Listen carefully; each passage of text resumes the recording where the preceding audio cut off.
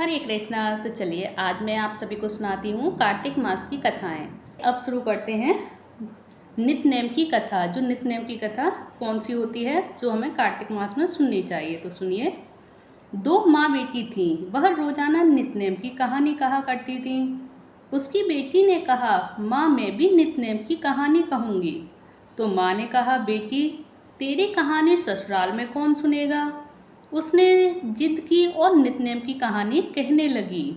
वो नहीं मानी और फिर उसके बाद उसकी शादी हुई तो वह सबसे कहती कि मेरी कहानी सुन लो, पर सब कुछ न कुछ कहकर बहाना बनाकर टाल देते और कोई कहानी नहीं सुनता था। तो वह भूखी ही रहती। जब कोई कहानी नहीं सुनता तो वो भूखी ही रहती थी। एक दिन पड़ोसन बोली कि मैं तेरी कहानी सुनूंगी। तो वह आती, कहानी सुनती तो बहू खाना खा लेती।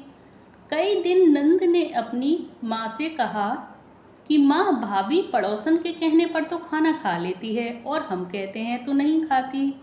तो माँ ने कहा उससे पड़ोसन से आने के लिए मना कर देना। तो उसने कहा अच्छा।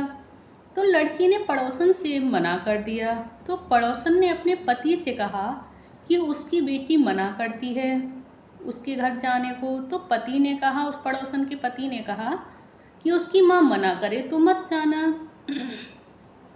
वह आ जाती है। अगले दिन सास ने मना कर दी तो पड़ोसन भी नहीं आई। तो बहू की कहानी कोई नहीं सुनता तो वह भूखी रहने लगी। तो ससुर ने पूछा कि बहू कैसी है। ससुर ने सास से पूछा कि बहू कैसी है। तो सास ने कहा कि अच्छी है, काम काज तो कर लेती है मगर कुछ खाती पीती नहीं। तो ससुर ने कहा कि बड़े घर की बेटी है, काम करने से थक जाती होगी, इसलिए इससे काम मत कराया करो। लेकिन वह फिर भी खाना नहीं खाती। तो धर्मराज का आसन डोल उठा कि इस नगरी में कौन है जो भोजन नहीं करता, उसे बुलाओ। तो स्वर्ग से विमान आया। तो सास भी बोली कि मैं चलूं। तो बहू ने कहा तुम्हें तो बहुत काम था, मेरी कहानी सुनने का भी समय नहीं था। तो जेठानी ने कहा कहने लगी कि तुम्हें तो मालिक का खाना बनाना है। नंद ने कहा तो उससे कहने लगी कि आपको तो गुड्डी गुड़ियों से खेलने से ही फुर्सत नहीं थी। फिर इसके बाद में पड़ोसन बोली कि मैं चलूं। तो वह बोली कि हाँ चलो, तुमने ही मेरी नित्य की कथा सुनी थी। और वह अपने मालिक के पास गई। पड़ोसन अपने मालिक के पास गई तो मालिक बोला कि तू तो बड़ी भाग्यवान है, जो जीते जी जा रही है। मरकर तो सभी जाते हैं, वह भी गई, लेकिन जो जीते जी जाता है वो धन्य हो जाता है।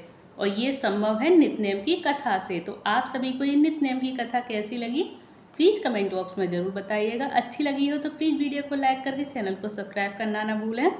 तो ये रही नित्य की कथा।